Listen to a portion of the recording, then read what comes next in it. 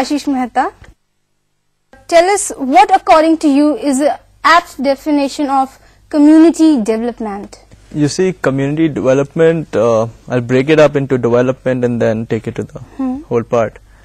Development of any kind would mean harnessing the potential.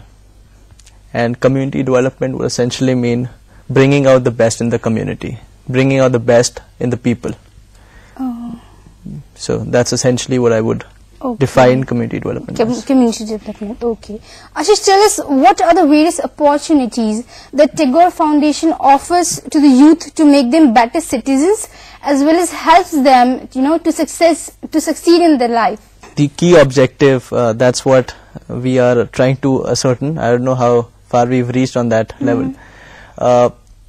Idea is to empower the youth, essentially by way of giving them opportunities in various areas, by empowering them, by giving them more and more information, giving them more and more opportunities, helping them explore new dimensions which they would have thought but never able to explore.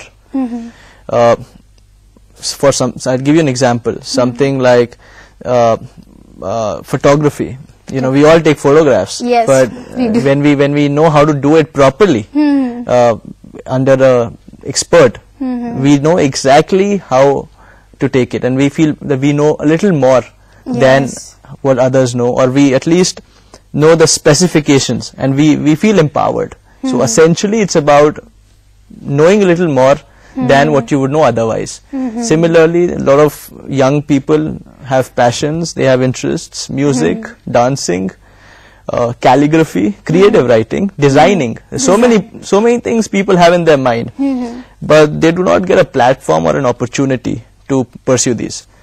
So the idea is to bring in experts, introduce them to people who are good in that field, not only who are renowned, but the people who can connect with them and who are totally committed to serving the society. So the idea is to introduce these people to the students, to these experts, and help them grow in whatever they feel like. So you make experts? Essentially, we first seek experts. We guide them, we counsel them, making sure that they are compatible with the younger generation, and then we encourage them to take up activities and help as many students as possible. How can we keep ourselves updated with the latest activities at Tagore Foundation? Okay. Well, for that, since we all now are working on Facebook, we visit less on websites but more on Facebook. So we've created a page called Tagore Foundation on Facebook. Okay. So when somebody types in Tagore Foundation on Facebook, they come across this page which is updated every few hours. So it has the latest details. It's got all the current events, the past events, the involvement of a lot of volunteers, a lot of members participate. So best place to know about the very recent updates would be the Facebook page of Tagore Foundation, besides the website, which can be visited once in a while, which has updates every fortnight. That way one can contribute, one can share his or her view to the masses, to the younger generation, can tell us if it's an expert, can join us and help others, help younger generation. If it's volunteers, if it's students, they all are welcome to put in their views, and they all do it, and they all share their views with others. So it's a wonderful platform to communicate, and I think that's where one should go to if somebody wants to find out the latest updates. What kind of problems you and your members faces during the process of community development? Well, as such, I wouldn't say there's any problem, because we enjoy serving the community, and we enjoy we have a lot of fun helping others. We in a way that even the younger students who are 16, 17 have a great time serving the society, even if they are picking up rags or they are cleaning the city. They enjoy it because they are in a group, They are doing it for a cause. They see the end effect. They know where it is leading them to. So it's all about knowing why you're doing it and being with a certain group of people who are pleasant, who are motivated. Okay. So I don't see, when you've decided that you have to serve the society, then whenever there's a small or the big issue of whatever kind, it's resolved because we are prepared for it. We know that there'll be problems and we will keep resolving the issues. Okay. So I don't see that there's any particular problem Okay. which we've encountered, which we haven't been able to come across or which we would like to recall. Is there any certain age group your foundation focus on? Essentially, right now we are focusing more on youth, 16 to 17 year old, beginning from that age group to around 35. The idea is to take care of this segment first because they need to be more active. We try to empower them again so that they do not relax as much as they're doing, or they spend time in more productive ways, essentially to spend time in more productive ways. So this is our task. However, there are certain training centers where we also training people who are over the age of 35, people like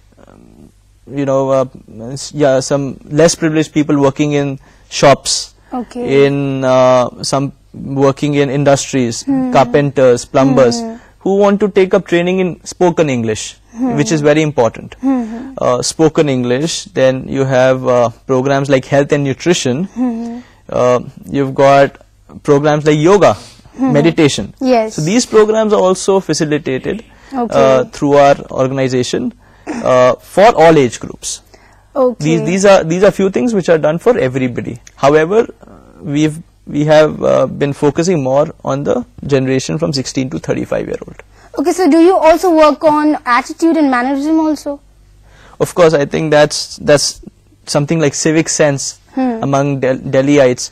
We did a show on that, wherein we had some senior professors from University of Delhi, and there was a president, Mr. Sandeep, of one of the NGOs called World Cup. This NGO works with United Nations, around the world. They are very active on civic sense and inculcating those values. So we arranged a discussion with around 40-45 students and these advisors and I was coordinating it. I was bridging the gap between them. The idea was to bridge the gap between how students or the younger generation perceives the problem and how experts take it to be. So it was all about imparting knowledge on civic sense and sharing on the attitude of Delhiites on civic sense, whether is it good to honk, whether is it okay to spit, why are we doing it. There is a wonderful article on our Facebook page which we uploaded. It is by Dr. APJ Abdul Kalam. Very wonderful article, very well acknowledged around the country. Deeply about the mannerism, as you mentioned, and many more attributes of civic sense. Why are we the way we are? Why do we accept certain things from foreign countries and not from our own country? Okay, can you just elaborate how the members are contributing towards helping the victims of different, tragedies? Yes, tragedies like environmental hazards, like. Yes. Well, essentially, we realized together. Last month, a month back, we were together deciding our next campaign after imparting the civic sense. After completing the civic sense program, and we decided that we have to now do something with the victims of various tragedies. And the students, the young students, 17-18 year olds, they took the initiative to come up with diyas. I'll show it to them. I'll show it to you after some time.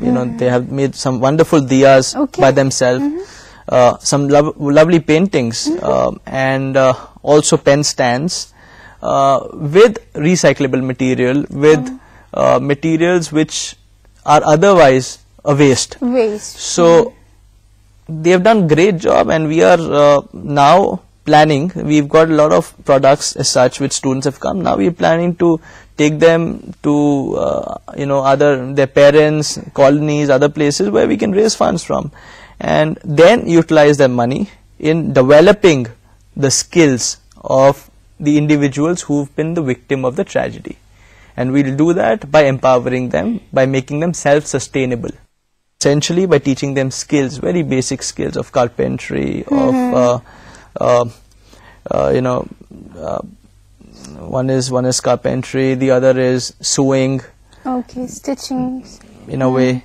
Then you've got nursing. Okay. So there are many areas where we can help. So idea would be to impart these skills, because materialistic things don't last for long, but these skills are something which they'll cherish for life. One of the very Chinese, I would like to share a Chinese proverb with you, which is actually the principle on which we work. It goes like, when you feed a fish to a man, you're feeding him for a day. If you feed a fish to a man, you're feeding him for a day. If you teach him how to fish, you're feeding him for life.